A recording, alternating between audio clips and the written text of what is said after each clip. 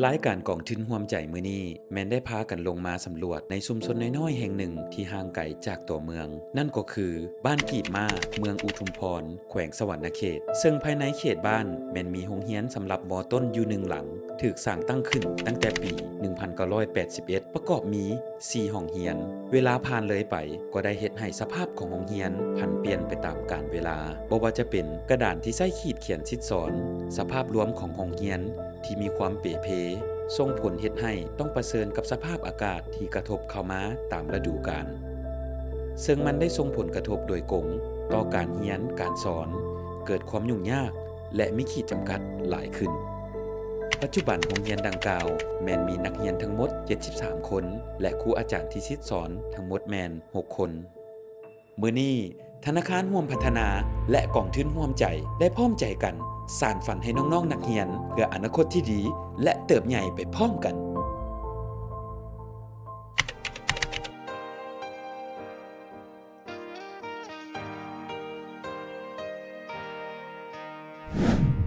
มื้อนี้รู้สึกเป็นเกียรติ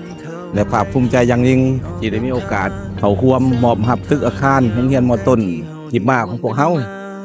ซึ่งว่าเป็นการประกอบส่วนของธนาคาร JDB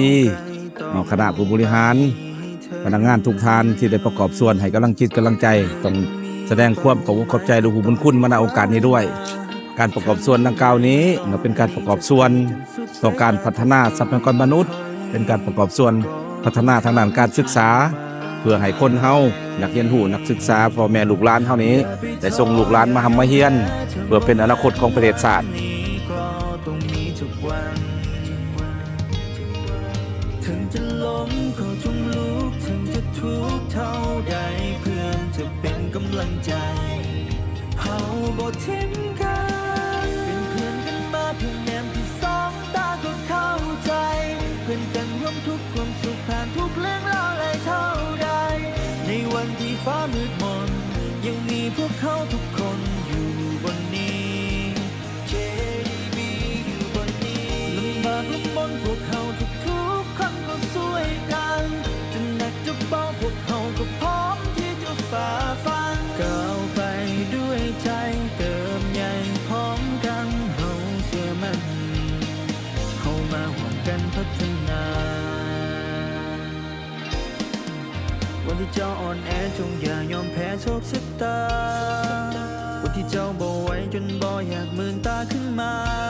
ขอให้เจ้าได้รู้ว่ายังมีคนอยู่เคียงข้างคอยเป็นกำลังใจให้เจ้าอย่าไปท้ออย่ายอมแพ้ถึงบ่แม้นวันนี้ก็